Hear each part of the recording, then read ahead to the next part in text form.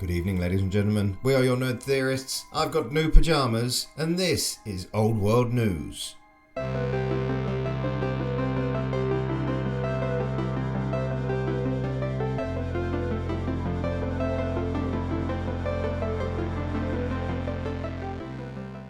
Okay, so we are on to the shooting phase, and as Dave predicted in the last video, yes, there are charts. There are lots of charts. There are stat lines.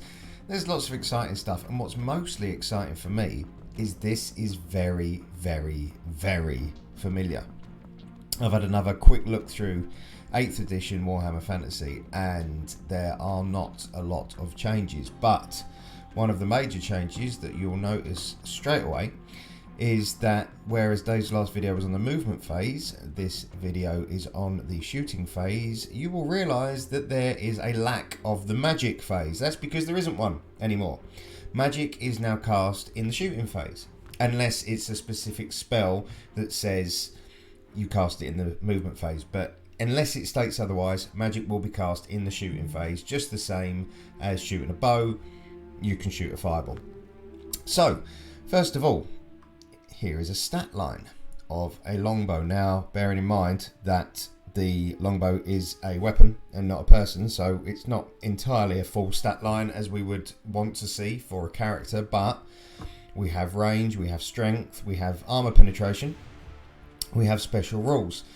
And then if you look here, it breaks it down into the 4 steps: declare targets, roll to hit, roll to wound, and remove casualties, which is very, very, very reminiscent of 8th edition Warhammer Fantasy.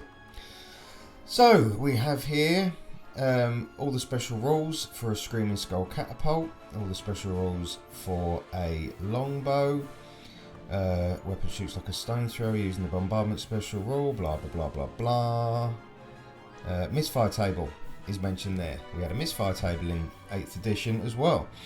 So first, pick a unit and declare your targets. A unit can only shoot if it has a ranged weapon, hasn't marched or charged that turn, and isn't fleeing or in combat.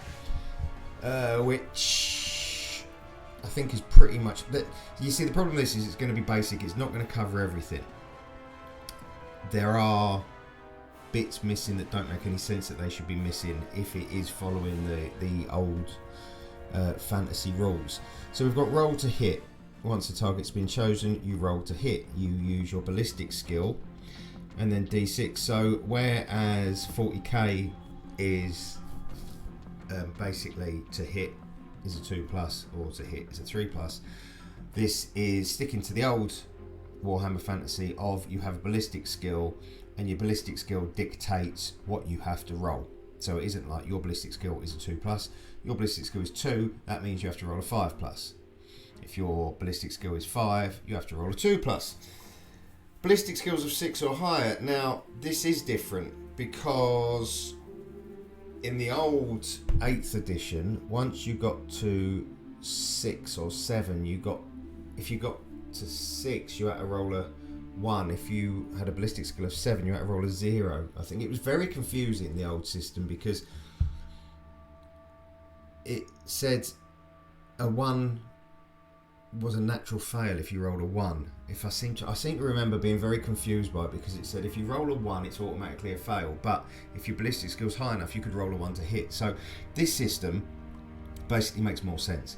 So your ballistic skill now, if your ballistic skill is 6 or more, you get to roll a second dice. So if your ballistic skill is 6 or higher, you're going to re-roll should you fail to hit while shooting. The second roll usually has a lower chance of hitting. On the table below, the first target number given is for the first roll. So if you've got a ballistic skill of 6, your first roll you need to roll a 2+ to hit. You can then roll a second dice, but you have to roll a 6+ to hit on the second dice. So it does give you a chance of re-rolling, but it's more difficult to hit. So it isn't brilliant, but it's better than a kick in the balls.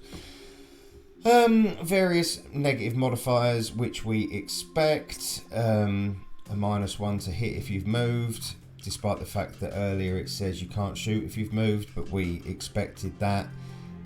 There'll be modifiers. I don't think it mentions cover here, but I can't imagine given how tactical this is. And I mean, we're not talking, 40k has been simplified. They keep going, oh, it's a much simpler system. This is not simple. This is how it should be. This is tactical war on a tabletop, exactly what you'd expect. So it's complicated, basically. So you've got here we go. Or if the target has partial cover. On top of that, natural always misses, modifiers, etc. Blah blah blah blah blah. So I imagine we're going to have soft cover and hard cover like we used to have in Warhammer Fantasy. -1 for soft cover, -2 for hard cover. And then it says there's more old school goodness in the next step. You have a 2 wound chart. Now, I've had a look at the old 8th edition. It isn't exactly the same, but it's very, very close. This 2 wound chart is very, very, very, very similar. This whole system is very, very, very similar. For the shooting phase, there was quite a few differences that they've picked out in the movement phase, and we are very close to release now, so they're not going to make a lot of changes. Saving throws, again, it's a familiar process. Compare the armor penetration of the weapon to the armor value. Light armor grants a 6 to save, a 6+. Heavy armor's a 5+. It can be boosted with shields, exactly the same as the old system. Certain spells, magical items. There's a small difference, however, as models can also have a ward save. Now, I thought you used to have a ward save, and I'm just going to have a look now because I happen to have the 8th edition rules on my phone, which is always handy. Saving throws, armor saves, ward saves. Yes, ward saves were in 8th edition. So now we have a ward save that cannot be modified by AP and is rolled for a separate save made after the armor roll has failed. And the old version was a piece of spellcrafted armor and magical protection where creatures can have an arcane resilient at odds with some frail appearance. For such circumstances, we have the ward save. A ward save represents some form of magical protection, be it a spell, enchanted armor, or perhaps even the innate nature of a demon or other magical creature. Ward saves are not necessarily represented by a model's equipment, unbound by physical law. Demons and their ilk have no need to burden themselves with weighted armor, for example.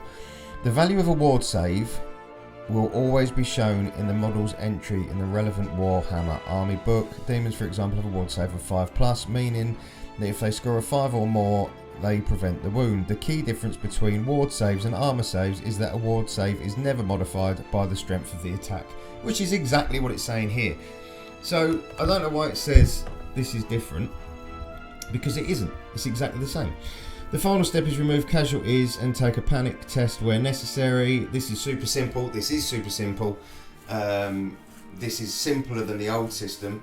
Basically, for every 1 wound a unit has taken, you remove 1 model, unless the models have more than 1 wound, which there will be some big ones that don't have, in which case they will have an injury.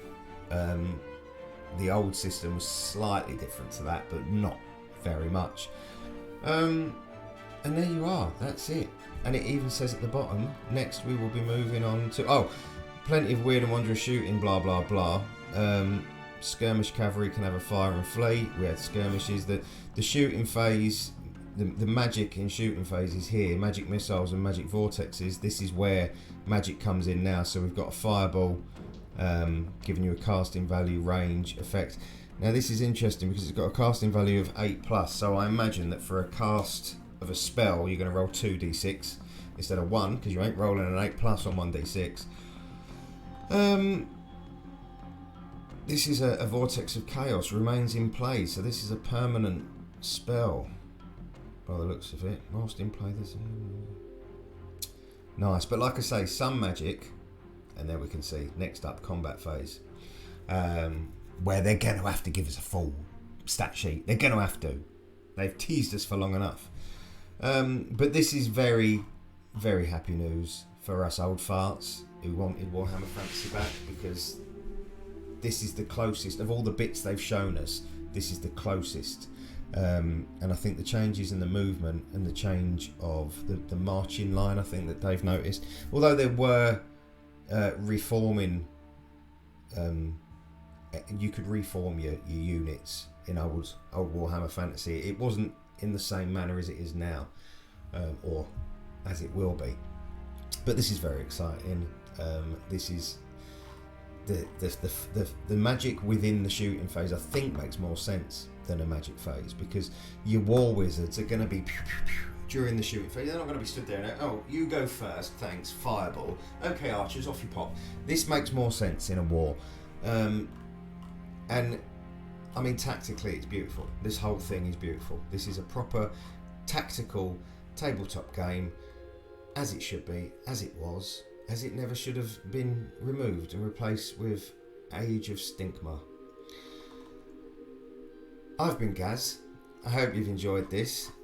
Join either me or Dave for the next episode, where we will talk about combat, and better have some bloody stat lines or I'll pee myself. I hope you've enjoyed my new pyjamas. I am Pickle Rick. Pickle Rick. Pickle Rick. Can you see the slippers? Everything's Pickle Rick. I'm Pickle Rick. Yeah. If is it Adult Swim that make that? If you want to chuck some money at us for advertising, feel free. If anyone else wants to throw money at me in the street, just, not coins, they hurt, but wads of notes, fine with that. Yeah, like and subscribe. Get on the Etsy shop, buy some merch. We have t-shirts, mugs, socks, beanies. Thanks for watching.